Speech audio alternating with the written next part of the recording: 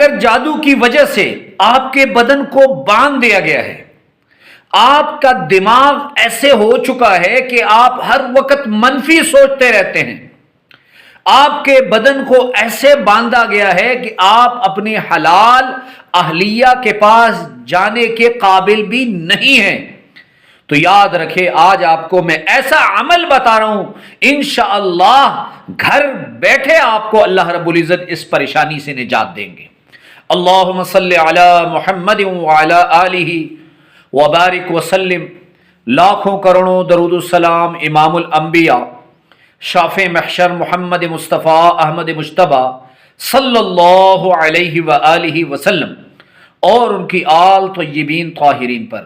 تو میرے بھائیوں اور میری بہنوں، جادو کا وجود قرآن و سنت سے ثابت ہے۔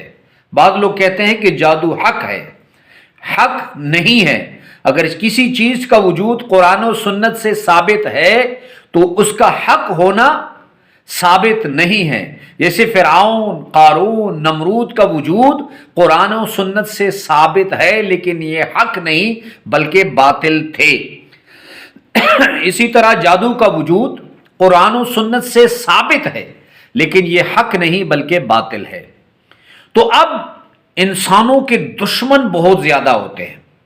بعض لوگ رشتہ داروں میں دشمن ہوتے ہیں، بعض جاب کرنے والے، کاروبار کرنے والے آپ کے دشمن بن جاتے ہیں، اور کبھی کبھار جنات شیاطین بھی آپ کے دشمن بن جاتے ہیں۔ کتابوں سے ثابت ہے کہ وہ بھی انسان پہ جادو کرتے ہیں۔ اور یاد رکھیں ان چیزوں کا علاج پھر دوائیوں سے نہیں ہوتا۔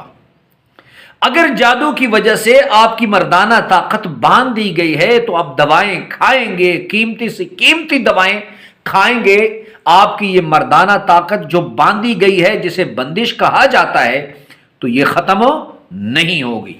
اس کا علاج کہاں سے ہوگا؟ اس کا علاج قرآن کریم سے ہوگا۔ اور آپ کو میں ایک بات بتاؤں کہ الحمدللہ اس قرآن کریم کی حقانیت کی علامت ہے کہ ہندو جادوگر، کرسچن جادوگر جادو تو کرتے ہیں لیکن پھر اس کو توڑنے، اس کو ختم کرنے کا کام یہ لوگ نہیں کر سکتے۔ تو اس کا علاج کہاں سے ہے؟ قرآن سے ہے۔ یقین رکھیے بہت سے لوگ ہم سے رابطہ کرتے ہیں کہ مولانا صاحب ہمارا بدن جیسے باندھا گیا ہے، ہم کمرے سے نکل نہیں سکتے، ہم خوف کا شکار ہیں۔ اور بعض لوگ خاص کر کے UK سے، اس طرح یورپ کے دوسرے ممالک سے ہم سے رابطہ کرتے ہیں، مولانا صاحب ہمارا جسم ایسے باندھا گیا ہے کہ ہم اہلیہ کے قریب پہلے جاتے نہیں، اگر جائیں اور جب وہ ہم بہت قریب جائیں ان کے تو پھر ہماری طاقت ختم ہو جاتی ہے۔ تو یاد رکھیں آج آپ کو علاج بتا رہا ہوں، باخدا اس کو ضائع نہ کریں، اس عمل کو جو میں آپ کو بتانے جا رہا ہوں اس عمل کو کریں، آپ مجھے دعائیں دیں گے۔ عمل کیا ہے؟ آپ نے ایسے کرنا ہے، نہار منہ اگر یہ کام ہو جائے تو بہت بہتر ہے، اگر نہار منہ رہ جائے تو آپ عصر کے وقت اس کو بھی کر سکتے ہیں۔ آپ نے اول آخر درود شریف پڑھ کر آپ نے 121 مرتبہ، کتنی مرتبہ؟ 121 مرتبہ سورہ قریش پڑھ کر خود پہ دم کر لینا، لیکن نیت صرف بدن کے مسائل کی نہیں ہونی چاہیے، نیت یہ ہونی چاہیے کہ یا اللہ میری ساری بندشیں ختم کر دیں۔ پڑھ کے پانی بھی دم کریں اور پانی پی لیں، پھر دیکھتے ہیں آپ کا بدن کیسے کھلتا ہے۔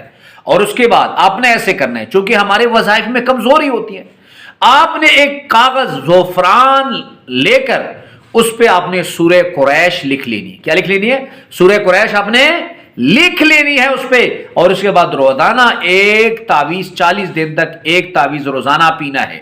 آپ دیکھیں کہ آپ کا بدن کیسے کھلتا ہے۔ اللہ رب العزت نے اس عمل میں بہت تاثیر رکھی ہے۔ علماء فرماتے ہیں، اولیاء فرماتے ہیں کہ یہ ایک خزانہ ہے، چھپا ہوا خزانہ ہے، لیکن لوگ اس کو جانتے نہیں۔ اللہ ہم سب کا حامی و ناصر ہو۔ وآخر دعوانا ان الحمد للہ رب العالمین۔